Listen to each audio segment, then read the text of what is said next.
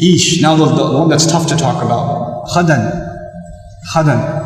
Khadan is actually a friend that you are attracted to. Boyfriend, girlfriend. That's khadan. A friend that you have the possibility of being attracted to. The thought might have crossed your mind. Now you cannot prove for somebody that the thought has crossed their mind. But you know, we're just friends on Facebook. We just talk sometimes. He's just doing da'wah to me. I've heard all of it. I'm from the US. And it's not like it ain't happening here. I'm not blind. Okay? I'm really happy to be in a Muslim country, but I'm not blind. This stuff is going on. And you know what? Allah Azza wa Jal talks about this in the Quran directly. It's pretty cool that He does. Like you would think Quran really talks about really sacred things. And it doesn't talk about, like boyfriends and girlfriends, but it does. It does. When the ayat of marriage come up, Allah Azza wa Jal says, مُحْصَنَاتٍ غَيْرَ مُصَافِحَاتٍ وَلَا مُتَّخِذَاتِ أَخْدَانٍ. That when the women that should be qualified to get married, the kind of women men should try to marry are women that are muhsanat. You're bringing them into the protection of your family. You want to start a family with them. That's the first thing you look for in a girl. When you want to get married, is this the girl I want to have a family with? Would she be a good mother? Is she good to her own mother? Is she a good child herself? Does she have family qualities herself that she would be a good family? If you are rebelling against your parents and he's rebelling against his parents and you want to get married and all of that, well, you know what? It sounds like an Indian movie for a while, but eventually you know what's going to happen. You are going to have the most miserable life because you don't have the fundamental values of what it means to be in a family. What it means to be in a family. What it means to have loyalty to people that have raised you, that have taken care of you.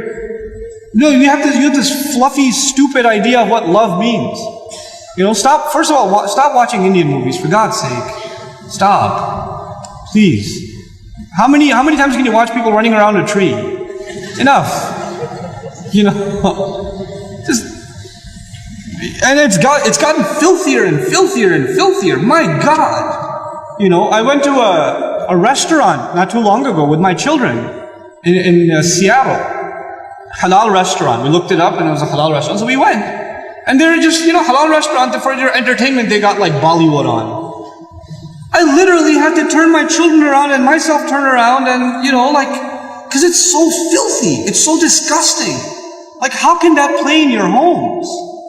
How can you have mothers and daughters and sisters and wives in your homes and have that in your home? That's disgusting. Stop it. It's not acceptable by any stretch of the imagination. You're destroying your families by doing this, What you allow these are friends you've made, these digital friends you've made that you're watching all the time. SubhanAllah. The harm they have. So, coming back to akhdan though, what does it mean? وَلَا مُتَّخِذَاتِ أَخْدَانٍ. First of all, look for a wife that is going to start a family with you, that will be in the protection of the fort of your home. And then, غَيْرَ مُصَافِحَاتٍ. That you're not just there to get your lust out of the way. You don't just think she's cute and that's it. I want to marry her, she's so beautiful. I can't stop thinking about her. You don't know how many of those emails I get. Oh my God, I have so much fun reading them too. Brother, there's this sister, I was giving her da'wah, I want to marry her. No, you weren't giving her da'wah to Islam, first of all. That was a different kind of da'wah you were doing, my friend. And let's be real. And then you want to marry her. Have you talked to your parents? No. They would kill me. Have you talked to her parents? No, astaghfirullah. I was like, then go to the store and buy yourself a baby bottle and suck on it. You're a baby, you can't talk to your parents, can't talk to her parents, then you're not a man. When you become a man, call me back. Until then, sit in a corner and cry. Come on. These relationships that you think are so awesome. And you know why and I'll fill you in a little. I'll fill you in, especially the teenagers in the audience.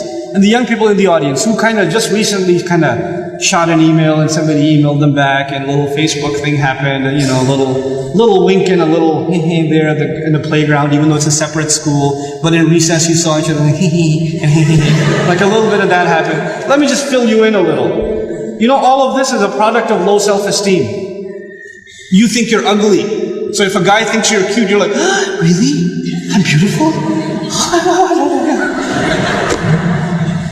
You know, you have low self-esteem. You think nobody's going to like you, nobody's going to want to marry you, and all of that stuff. And on the other hand, the guy, like, you know, we don't have good friendships and good relationships, so we're looking for something.